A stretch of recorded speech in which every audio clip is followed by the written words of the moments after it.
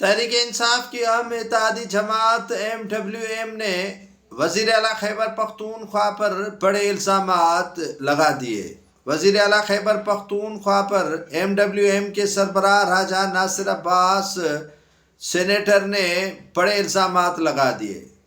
کہا کہ علی امین گنڈاپور کی وجہ سے کرم پرا چنار کا واقعہ یا واقعات کے بعد ہونے والے جو پیش رفت نہ ہو سکی وہ علی امین گنڈاپور کی وجہ سے نہ ہو سکی۔ علی امین گنڈاپور اپنے اقتدار کو بچانے کی خاطر کرم پرا چنار کے عوام کو قربانی کا بکرا بنا رہے تھے۔ MWM کے سربراہ راجہ ناصر عباس نے کہا کہ جتنا تصفیہ پہلے ایک ہفتے کے اندر ہونا تھا، لیکن علی امین گنڈاپور کی نااہلی کی وجہ سے ہمیں بڑا نقصان اٹھانا پڑا۔ ایک ہفتے کے اندر معاملات حل ہونے تھے لیکن اس کو طول دیا گیا تاکہ علی امین گنڈاپور کا اقتدار بچ سکے۔